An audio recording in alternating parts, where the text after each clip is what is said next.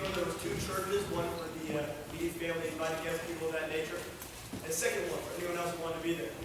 But still, hundreds of people that wanted to attend. And there was a part next to those churches where those people went. And that part. The liturgy today is the Easter liturgy. It finds its meaning in the resurrection.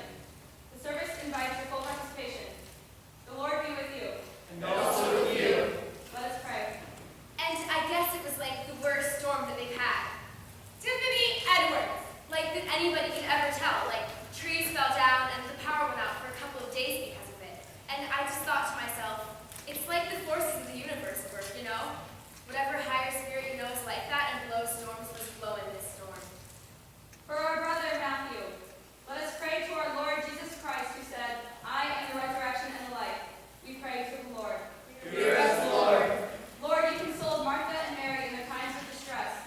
Draw near to us who mourn for Matthew and dry the tears of those who weep. We pray to the Lord. Hear us, Lord. Lord, you wept at the grave of Lazarus, your friend. Comfort us in our sorrows. We pray to the Lord. Hear us, Lord. You raised the dead to life. Bring to our brother eternal life. We pray to the Lord. Hear us, Lord. You promised paradise to the thief who repented. Bring to our brother the joys of heaven. We pray to the Lord. Hear us, Lord.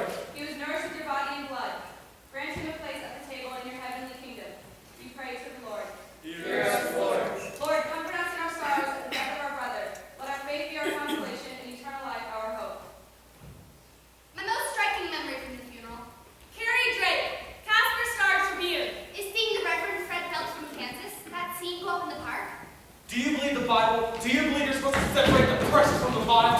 You don't believe that part of the Bible?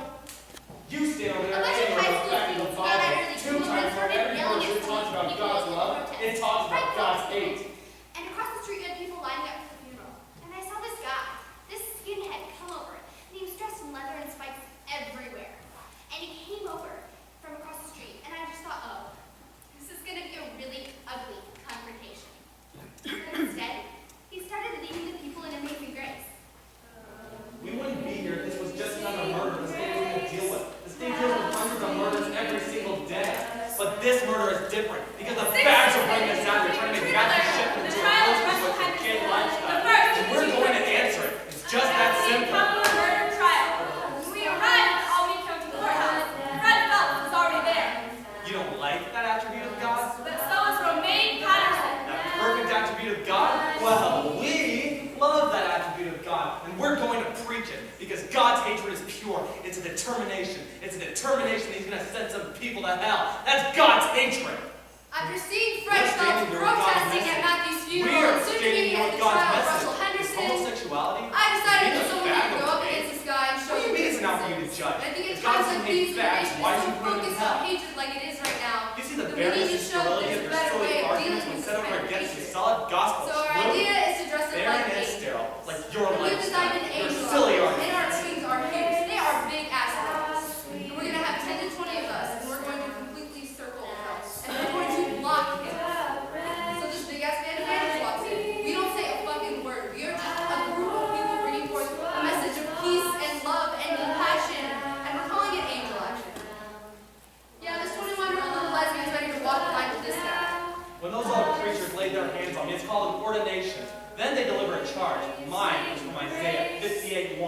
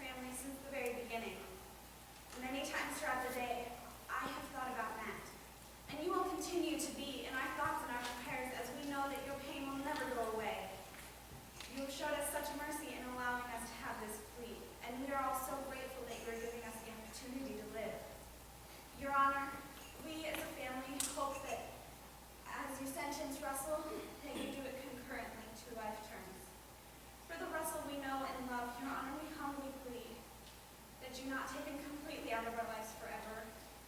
Thank you. Mr. Henderson, you now have a constitutional right to make a statement if you would like to do so. Is there anything that you would like to say? Yes, Your Honor. There is. Mr. and Mrs. Shepard, there's not a day that goes by that I don't think about what I've done. And I understand if you're incredibly angry with me. But I want you to know that I'm terribly sorry for what I've done. And I hope that one day you'll be able to forgive me. Your Honor, I fully understand my actions. And I really am sorry for what I've done. And I'm ready to pay my debt. Mr. Henderson, you drove the vehicle that took Matthew Shepard to his death. You bound him to that fence in order that he may be more savagely beaten and in order that he may not escape to tell his tale. You left him there for 18 hours, knowing full well he was there, perhaps having the opportunity to save his life, and you did nothing. Mr. Henderson, this court does not believe you feel any true remorse for your part in this matter, and I wonder whether you fully realize the gravity of what you've done. Therefore, the court finds it appropriate that sentencing be ordered as follows. As for count 3, felony murder and robbery, you will serve a period of imprisonment for the term of your natural life. On count 1, kidnapping, you will serve a period of imprisonment for the term of your natural life. Sentencing for count 1 to run consecutive to sentencing for count 3. After the hearing, we spoke with Russell Henderson's Mormon home teacher. I've known Russell's family for 38 years. Russell's only 21 now, so I've known him his entire life. I ordained Russell a priest of the Mormon church, so when this happened, you can imagine his belief. After the sentencing, the church held a disciplinary council meeting, and the result of that meeting was to excommunicate Russell from the meeting. So what that means is that your name is taken off the records of the church, so you just disappear. Russell's reaction to that was not positive. It hurt him, and it hurt him to realize how serious a transgression he had committed. But I will not desert Russell. It is a matter of my religion and my relationship with the family. Before we left Laramie, we met again with Rebecca Hillipper at the theater department. She's producing Angels in America this year at the university. I think that that's the focus the university is taking, is that we have a lot of work to do, that we have an obligation to reach our students. And the question now is, how do you move? How do you reach an entire state where there is some really deep-seated hostility towards gays? How do you do that? Well, this is just the beginning. And guess who's auditioning for the lead? My parents. Jedediah Schultz. So my parents asked me what plays we were doing this year at school, and I was like, Angels in America. And I gave them the whole list of plays.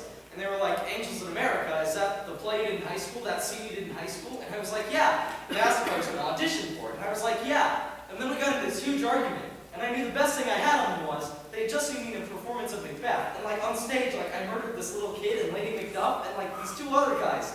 And she was like, well, you know, homosexuality is a sin. And she kept saying that. And I told her, Mom, you just saw me play a murderer tonight. And you didn't seem to have a problem with that. I swear, I've never prepared this much for an audition in my life. Never ever, not even close. I don't have to deal much with the gay society here in Laramie. Chief Investigator Rob Dupree.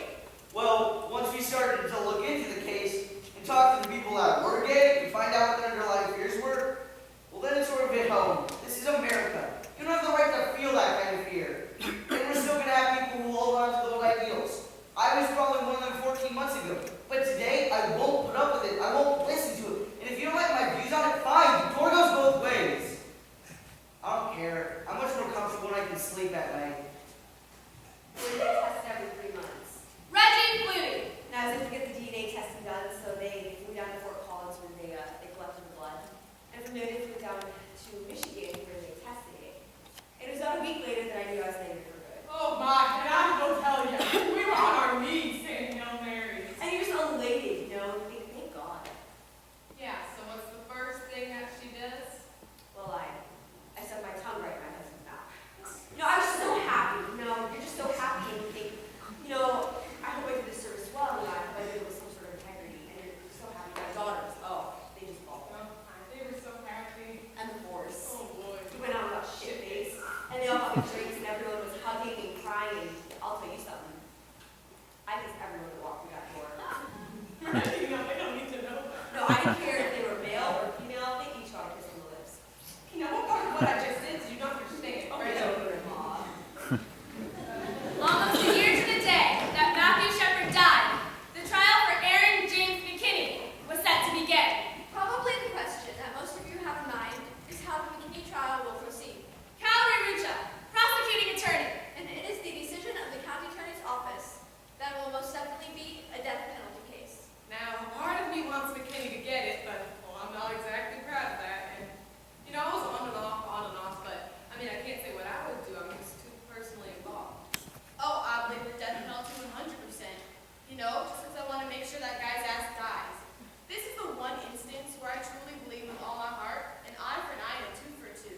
I don't know about the death penalty, but I definitely never want to see him ever walk out of Rollins Penitentiary ever again. I'll pay my nickel or whatever, my little percentage of tax, to make sure that his ass stays in there and never sees society again. And definitely never my bar. I don't believe in the death penalty. I think it's wrong. I don't think one person should be killed as redemption for his killing of another. Two wrongs don't make a right. How can I protest if the shepherds want McKinney dead? I just can't interfere with that. But on a personal note, I knew Aaron in grade school. We never called him Aaron, he was called AJ. How can we put AJ McKinney to death? I think right now, the most important teachers must be Russell Henderson and Aaron McKinney. They have to be our teachers. How did you learn? What did we do as a society to teach you that? See, I don't know if many people will let them be their teachers. It would have been wonderful if the judge said, in addition to your sentence, you must tell your story. You must tell your story. All rise. State of Wyoming versus Aaron James McKinney, docket number 6831. The Honorable Barton Argway presiding. The court is in session. During the trial of Aaron McKinney, the prosecution played a tape recording of his confession. My name is Detective Sergeant Rob Debris from the Sheriff's Office. You have the right to remain silent. Anything you say can and will be used against you in a court of law. The following is an excerpt from that recording. Okay, so you guys, you and Russ, you go down to the fireside by yourselves, right? Yeah. Okay. How'd you leave the fireside? Some dude wanted to ride home. What's he look like? Like a queer? He looks like a queer. Yeah, like a fat, you know? Okay, how'd you meet him? He said he needed a ride home. Figured, well, dude's drunk, let's give him a ride. When did you and Russ talk about jacking him up? We talked about it in the bar. Okay, what happened next? He drove up past Walmart and he started to grab my leg and grab my genitals. And I was like, look, I'm not fucking faggot. You touch me again, you're gonna get it. I don't know what he's trying to do, but beat him up pretty bad. They could kill him. What did you beat him with? Blacked out. My fist, my pistol, butt of the gun.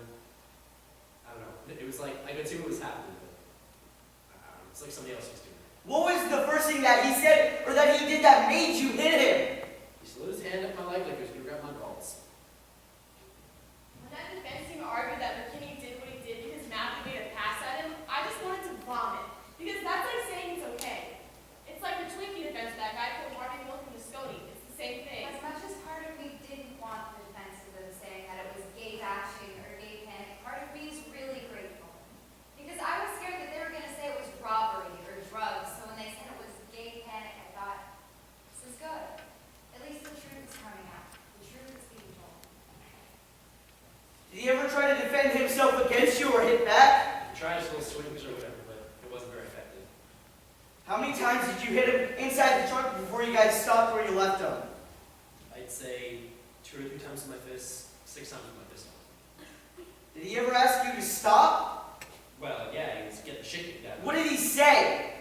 After he asked me to stop, that's what he was doing, screaming. Okay, so I'm assuming Russ kind of dragged him over the fence and tied him up. Yeah, something like that. I remember Russ was laughing at first, but then he got pretty scared. Was Matthew conscious when Russ tied him up? Yeah, I told him, turn around and don't look at my license plate. Then I asked him what my license plate said. He read it, so I hit him a few more times just to be sure. Just to be sure. So you obviously don't like gay people very much. No, I don't. Would you say you hate them? I don't really hate them, just when they start coming on me, I get pretty aggravated. Did he threaten you? This gay dude? Yeah! This gay dude. Not really. Can you answer me one more thing? Why did you guys take his shoes? I don't know. I'll never get to see my son. I don't know, you'll probably go to court sometime today. Today? I'm gonna go plead guilty or not guilty today. No, you're just gonna be arraigned today. He is gonna die for sure, though. There is no doubt that Matthew Shepard is going to die. So what are they gonna give me? 25 to life or just death penalty and get it over with? That's not our job. That's the judge's job and the jury. Has the jury reached a verdict? We have, Your Honor. We, the jury, impaneled and sworn to try the above entitled case. After having well and truly tried the matter, unanimously find as follows. As to the charge of defendant, Aaron James McKinney, guilty. As the charge of aggravated robbery, we find the defendant, Aaron James McKinney, guilty. As the charge of first-degree murder, kidnapping, we find the defendant, Aaron James McKinney, guilty. Aaron As the McKinney charge was of found guilty of first-degree felony robbery, murder, we which find meant that the the jury defendant, could give him Aaron the James death penalty. That evening, Judy and Dennis Shepard As the were charge approached by of McKinney's first-degree defense murder, team, who premeditated, fled for their we client's find life. defendant, Aaron The James prosecution McKinney, not indicated guilty. that they would defer to As the the family's lesser wishes defense as to of whether or not to murder, pursue the we death find penalty. defendant, Aaron The James following McKinney, morning, Judy guilty. Shepard made a statement to the court. Here is some of what she said.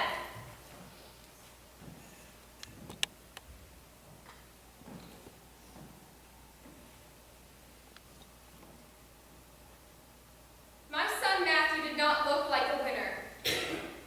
He was rather uncoordinated, and he wore braces from the age of 13 until the day he died. However, in his all too brief life, my son Matthew proved that he was a winner. On October 6, 1998, he tried to prove to the world that he could win again. On October 12, 1998, my firstborn son and hero lost. On October 12, 1998, my firstborn son and hero died, 50 days before his 22nd birthday. I keep wondering the same thing that I did when I first saw him in the hospital. What would he have become? What could he have done to change his piece of the world to make it better? Matthew officially died at a hospital in Fort Collins, Colorado, but he actually died tied to a fence on the outskirts of Laramie. You, Mr. McKinney, with your friend, Mr. Henderson, left him out there all by himself, but he was not alone. There he had lifelong friends with him, friends that he had grown up with. You're probably wondering who some of those friends were.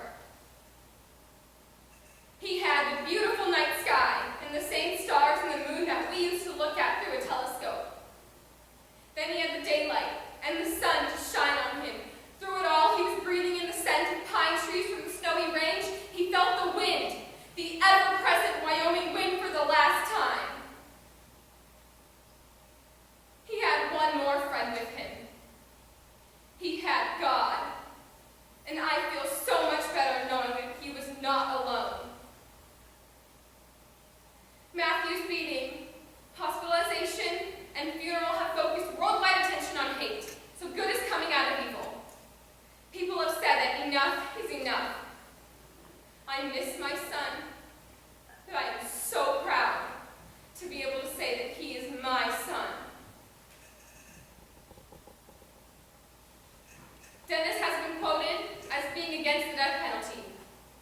It has been stated that Matthew was also against the death penalty, but both of those statements are wrong. Matthew did believe that there were some crimes and incidents that justified the death penalty. I, too, believe in the death penalty. I would like nothing more than to see you die, Mr. McKinney.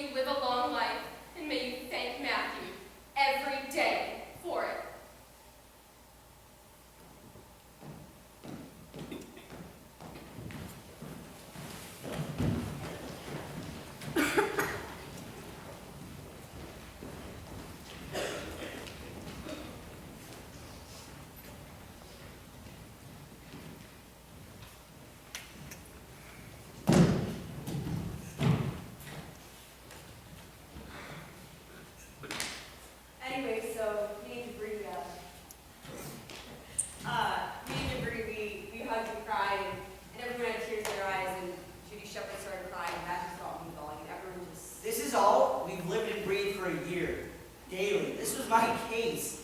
And now it's over. Maybe now we can move on with the stuff, you know? It just hit me today, the minute I got to the courthouse. But the reason that God wanted me to find him was so that he didn't have to die up there alone, you know? Because if I wouldn't have come along, they wouldn't have found him for a couple weeks at least. So it just makes me feel really good that he didn't have to die alone. No, I'm glad so. I truly am. I'm glad so. But testifying in that trial was the hardest thing that I have ever had to do. I mean, I love this stage. I really do. I love it. But it's tough because you have questions from the lawyers from this angle, and then you have to funnel your answers over this way to the jury. And that's I guess, in effect, you have to establish a bundling system. And that's hard for me because I'm in natural conversations. It's natural instinct that when someone looks you in the eye, you give them eye contact. You look them in the eye. And that's tricky because, I mean, you have to scoot over to change positions and, in effect, funnel your answers over to the jury. But, you know, I'm glad because I was able to do that numerous times throughout my entire testimony. On our last trip, I had the good fortune of seeing Jedediah Schultz for the role prior, Angels in America. After performance, we spoke.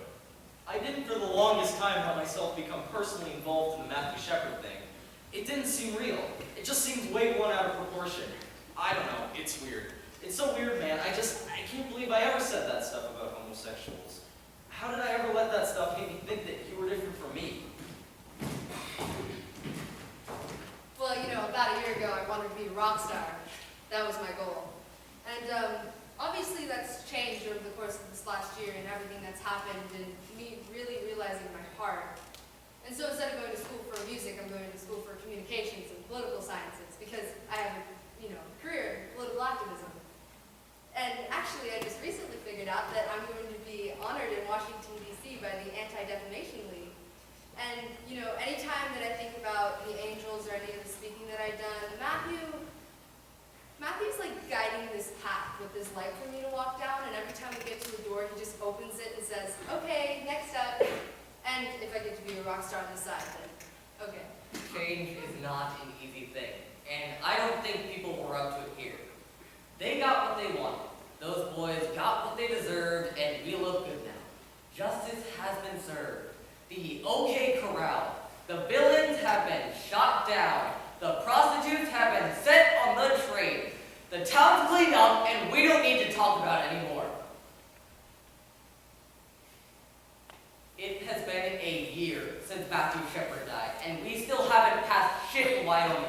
On a state level, any town, nobody anywhere has passed any kind of laws, anti-discrimination laws or hate crime legislation. What has come out of this? What has come out of this that is concrete and lasting? We all agree to meet. One last time at the fence. I've been up to that site in my limousine, okay? And I remember to myself the night you and I drove around up there. He said to me, Laramie sparkles, doesn't it? And from where he was, if you sit exactly where he was, Laramie sparkles from there. The low-lying cloud. It's the blue lights bouncing off the clouds from the airport. Go. Covers the entire city. It really blows you away. Matt was in that exact spot. And I can just picture in his eyes. I can just picture what he was seeing. Last thing he saw on this earth was sparkling lights. We spent the past 2 days packing a year's worth of materials and saying our goodbyes. We've been here 6 times and conducted over 200 interviews. Jedediah cried when he said goodbye. When we asked Marge how she thought Laramie would feel seeing a play about itself, she said, I think we would enjoy it. To show that Laramie is not the hellhole of Earth would be nice, but I guess if it's how you portray us, then that appears up to how Laramie behaves. As really she told you. You take care, honey. I love you. Doc asked me if I wanted to ghostwrite a book about the whole event. Galloway offered me and anyone else a place to stay, if and when we come back to Laramie. He also seemed interested if there was any open auditions for the play. We left Laramie at about 7 in the evening. On our way to Denver, I looked into my rearview mirror to take one last look at the town. Now